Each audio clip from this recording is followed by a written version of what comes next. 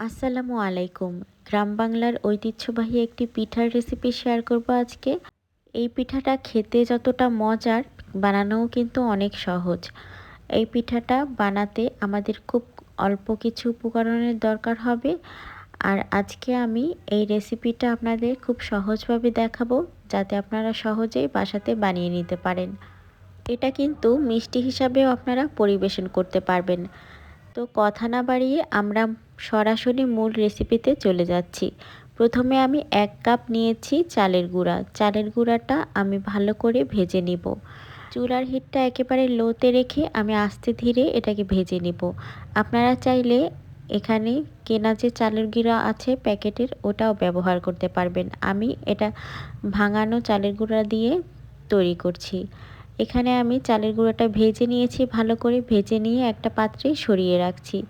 তারপরে দিয়ে দিচ্ছি 1 কাপ পরিমাণে চিনি। আমি এখানে মিষ্টির পরিমাণটা একটু বাড়িয়ে দিয়েছি, আপনারা আপনাদের পছন্দ মতো দিয়ে নেবেন। তারপরে চিনিটা যখন একটু গলে গলে যাবে তখন দিয়ে দিচ্ছি এখানে 1 কাপের মতন নারকেল। নারিকেল দিয়ে এখানে আমি চিনিটার সাথে নারিকেলটা ভালো করে একটু ভেজে নিয়েছি। যখন চিনিটা আর নারিকেলের পানি ছেড়ে দিবে তখন আমি এর ভিতরে দিয়ে দিচ্ছি 1-2টা তেজপাতা আর একটা দারুচিনি। তারপরে 1 চা চামচ পরিমাণে দিয়ে দিয়েছি ঘি। এখানে অবশ্যই ঘিটা ব্যবহার করবেন, তাহলে মিষ্টিটা খেতে ভালো লাগবে। এরপরে আমি যে ভেজে রেখেছিলাম যেই চালের গুঁড়াটা, ওইটা দিয়ে ভালো করে মিশিয়ে নিচ্ছি। একেবারে মিশাতে এরকম একটা আঠালো যখন হয়ে যাবে তখন আমি এটা নামিয়ে নিব।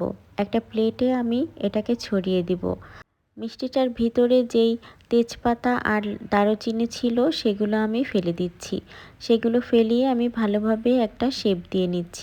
এ পর্যায়ে মিশ্রণটা যখন হালকা ঠান্ডা হয়ে যাবে, একদম শক্ত হয়ে যাওয়ার আগেই আমি ছুরির সাহায্যে কেটে নিচ্ছি। এটা একদম ঠান্ডা করে কাটা যাবে না, তাহলে কিন্তু ভেঙে ভেঙে যাবে। এখানে আমি ছুরির সাহায্যে তক্তি করে কেটে নিচ্ছি। আপনাদের আমার রেসিপিটি যদি ভালো লেগে থাকে তাহলে আমার চ্যানেলটি সাবস্ক্রাইব করে যেতে ভুলবেন না। আর লাইক, শেয়ার, কমেন্ট করে আমার পাশেই থাকবেন। আর পরবর্তী ভিডিওগুলো পাওয়ার জন্য আমার পেজটিকে সাবস্ক্রাইব করে রাখবেন। এই তো আমার পিঠাটি একদমই তৈরি হয়ে গেছে। তো কেমন হয়েছে আজকের রেসিপিটি আমাকে কিন্তু জানাতে ভুলবেন না। আর বাসায় আপনারা অবশ্যই এই পিঠাটা ট্রাই করবেন, অনেক বেশি মজা হয় খেতে এই পিঠাটা। আজকে এ পর্যন্তই, সবাই ভালো থাকবেন। আল্লাহ হাফেজ।